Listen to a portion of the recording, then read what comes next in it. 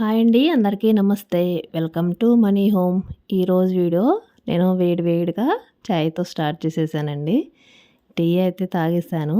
ఈరోజు టిఫిన్ కింద నేను గారెలు అయితే ప్రిపేర్ చేస్తున్నానండి. అంతకు ముందు రోజే గారెలు వేశాను. కొంచెం పిండి మిగిలితే ఫ్రిడ్జ్లో పెట్టాను అనమాట. అది తీసి బయట పెట్టేశాను. ఒక గంట 2 గంటలు అయిన తర్వాత కూలింగ్ తగ్గిన తర్వాత వేసుకుంటే గారెలనేవి బాగా క్రిస్పీగా వస్తాయండి. ఇక గారెలు తీసిన తర్వాత వేయటానికనేసి నేను ఒక బౌల్‌లో టిష్యూ పేపర్ పెట్టుకున్నానండి. వాటర్ చేయి తడుపుకోవడానికి వాటర్ కూడా పెట్టుకున్నాను.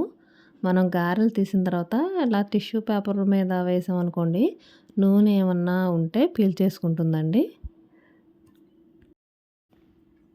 ఇక నేనైతే గారెలు వేసేస్తున్నానండి.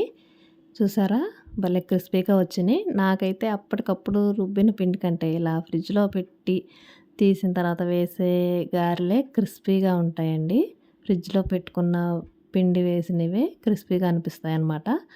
మీకు ఎలా అనిపిస్తుంది అనేది నాకు కామెంట్స్లో చెప్పండి. చూసారా, గారెలు అయితే వేసేసానండి. భలే కలర్ఫుల్గా ఉన్నాయి కదా. ఇక నేనైతే టిఫిన్ చేసేస్తాను. ఈరోజైతే దొండకాయ కర్రీ చేద్దామని దొండకాయలు కోసానండి. ఈ దొండకాయలు కోయటము టైం పట్టిద్ది, కూర మగ్గటానికి కూడా టైం పట్టిద్ది. ఈ దొండకాయలు ఇక నేను తాలింపు వేసుకొని ముక్కలన్నీ వేసేసుకున్నానండి. దొండకాయ కూర ఎప్పుడైనా సరే ముక్కలు వేసిన తర్వాత ఒక స్పూను ఉప్పు వేసి సిమ్లో పెట్టుకుంటే చక్కగా మగ్గిపోద్ది. ఇక ఈరోజైతే నేను ఇడ్లీకి పోసానండి మినపగుళ్ళు, ఇడ్లీ రవ్వ మధ్యాహ్నమే నానబెట్టేసుకున్నాను అన్నమాట. అయితే 2 గిన్నెలు ఉపయోగించి మనం పప్పు రుబ్బుకొని రవ్వ కడిగి మొత్తం ప్రాసెస్ అంతా 2 గిన్నెలతోనే చూపిస్తానండి. చాలామంది ఇడ్లీ అన్న వెంటనే ఎన్నో గిన్నెలు అయిపోతాయి. పప్పు నానబెట్టడానికి, రవ్వ కడగటానికి, రవ్వ మళ్ళీ 2 పప్పు తీయటానికి ఒక గిన్నె, ఇవి కలపటానికి ఒకటి అని చాలా గిన్నెలు చేస్తూ ఉంటారు. అలా కాకుండా నేను చెప్పిన ప్రాసెస్లో చేసుకోండి. 2 గిన్నెలండి. మినపగుళ్ళు నానబెట్టడానికి ఒకటి, ఇడ్లీ రవ్వ నానబెట్టడానికి ఒకటి. ఆ రెండిట్లతోనే నేను ఇడ్లీ పిండి అంతా రుబ్బి కలిపే ప్రాసెస్ అంతా చూపిస్తాను. నేను ఎప్పుడైనా సరే ట్యాప్ వాటర్తో కడిగిన తర్వాత ఏ పప్పు అయినా సరే మళ్ళీ నార్మల్ వాటర్తో 2 టైమ్స్ కడుగుతానండి. అందుకే ముందుగా నీళ్ళైతే పట్టుకొని ఉంచుకుంటాను. ఇలా కడిగేసిన తర్వాత మనం నేను చూపిస్తున్నాను చూసారా, ఈ గ్లాస్తో నేను ఒక గ్లాస్ అనేది మినపగుళ్ళు తీసుకున్నానండి. ఒక గ్లాస్కి ఖచ్చితంగా కరెక్ట్గా చెప్పాలంటే 1.5 గ్లాసు వాటర్ అయితే ఖచ్చితంగా పడతాయండి. ఒక్కొక్కసారి మినపగుళ్ళు కొంచెం జిగురుగా ఉన్నవైతే 2 గ్లాసులు వాటర్ వేయాల్సి వస్తుంది. లేదంటే 1.5 గ్లాసు సరిపోద్ది. నేను రుబ్బే పద్ధతి అయితే చెప్తున్నానండి. నాకైతే ఖచ్చితంగా ఒక గ్లాస్ మినపగుళ్ళకి 1.5 గ్లాసు వాటర్ అయితే పడుతుంది. కొన్ని సార్లు పప్పు కొంచెం గట్టిగా ఉందనుకుంటే ఇంకో హాఫ్ గ్లాసు, 2 గ్లాసులు, 1.5 గ్లాస్ అయితే కంపల్సరీ అండి. ఇలా ముందు మనం పప్పు కాదు, వాటర్ వేసుకొని అది తిరుగుతూ ఉండంగా మనం పప్పు అనేది కొంచెంగా వేసుకుంటూ ఉంటే చక్కగా నలుగుతూ ఉంటుందండి. మొత్తం ఒకసారి వేసేసి మనం ఆన్ చేసామంటే కొంచెం కష్టంగా ఉంటుంది తిరగటానికి.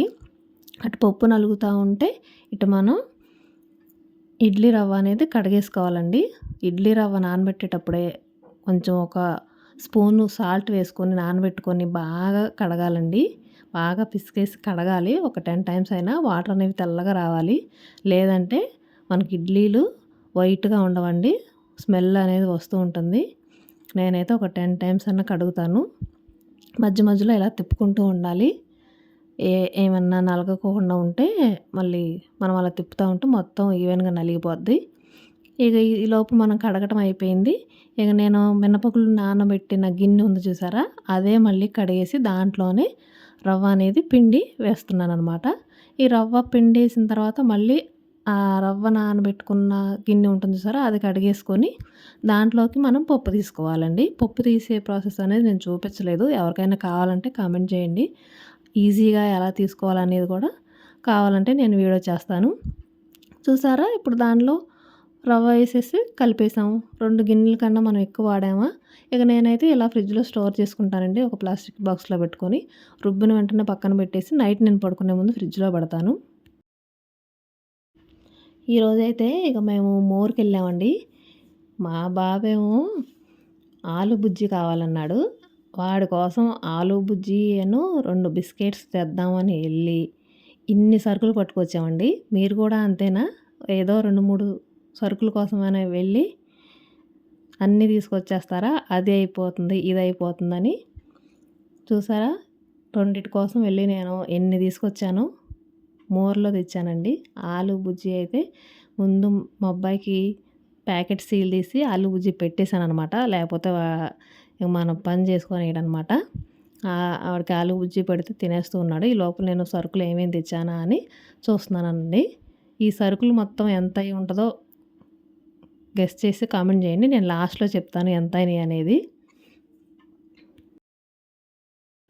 మనకి ఇంటి దగ్గర గుర్తురానివి మార్కెట్‌కి వెళ్ళంగానే అన్నీ గుర్తొస్తాయండి. అది లేదు, ఇది లేదు అని. ఇక నేనైతే సరుకులు సర్దేస్తున్నానన్నమాట. వంటగదిలోనే ఇలాగ ఒక చిన్న బాస్కెట్ ఒకటి పెట్టుకొని, నాకు అందుబాటులో ఉండటానికి అన్నీ వెంటనే చూసిన వెంటనే కనపడటానికి ఇలాగా కింద ఒక షెల్ఫ్‌లో ఇలా బాస్కెట్ పెట్టేసి ఇక సరుకులన్నీ దానిలో పెట్టేసుకుంటానండి. తర్వాత నిదానంగా మనకు ఒక్కోటి కావాల్సింది పప్పులు ఏవైనా అయిపోయినప్పుడు కావాల్సినప్పుడల్లా తీసుకొని నేను పోసుకుంటూ ఉంటాను బాక్సులలో. ఇలా ఎదురుంగా ఉంటే మనకు తొందరగా కనిపిస్తాయి కదండీ! అందుకని అనమాట. ఇక ఈవినింగ్ టైంలో ఈరోజు మా బాబుకైతే నేను బత్తాయి జ్యూస్ చేస్తున్నానండి. బత్తాయి రసం తీస్తున్నాననమాట. పిల్లలకి ఎవరికైనా సరే బత్తాయి రసం చాలా మంచిదండి. వాళ్ళు చదువుకొని స్కూల్‌కెళ్ళి వస్తారు కదా! వచ్చిన వెంటనే బత్తాయి రసం గనక ఇలా తీసి ఇచ్చారంటే మంచిగా వాళ్ళకి ఎనర్జీ వస్తదండి. నేనైతే ముందుగా పంచదార వేసేసానండి దానిలో. బత్తాయి రసం తీసే దానిలో. ఎందుకంటే మనం ఈలోపు రసం తీస్తూ ఉన్నప్పుడే పంచదార ముందే వేసేసామంటే కరిగిపోద్ది కదా! లాస్ట్‌లో మొత్తం తీసాక వేసామంటే మళ్ళీ అది కరగటానికి ఇంకా టైం పట్టిద్ది. ఎప్పుడైనా మనం తొందరగా ఏ పని చేసినా తొందరగా టైం సేవ్ అయ్యేటట్టు చూసుకోవాలనమాట. ఈ లోపల మనం ఇట్లా రసం పిండేస్తుంటే ఆ పంచదార కూడా ఈ పంచదారలో రసం పడిద్దిగా అది నిదానంగా కరుగుతూ ఉంటదనమాట. ఇలా నేను చూపిస్తున్నట్లుగా ఇలా చేస్తే మాత్రం జ్యూస్ అయితే బాగా వస్తుందండి చక్కగా. ఎక్కువ జ్యూస్ వస్తుందనమాట. ఈ జ్యూస్ చేసేదైతే చాలా బాగుందండి. 4 కాయలైతే చక్కగా ఒక ఫుల్ గ్లాస్ కప్పు ఉంది చూసారా? ఆ కప్పు నిండా వస్తాయండి 4 కాయలైతే. మనం కాయలు కొనుక్కోవటమే కొంచెం తక్కువ రేట్ అయిద్దండి. బయట కనుక మనం జ్యూస్ తెచ్చుకున్నామంటే 40 రూపీస్ దాకా ఉందనమాట. ఇలా కాయలు తెచ్చుకొని మనం ఇంట్లో చేసుకోవటమే బెటర్ అండి. ఆ సరుకులు ఎంత అయినాయి అని చెప్తాను కదండీ. సరుకులైతే 1500 రూపీస్ అయినాయండి. ఈ వీడియో కనుక నచ్చితే లైక్ చేయండి, షేర్ చేయండి, సబ్స్క్రైబ్ చేసుకోండి.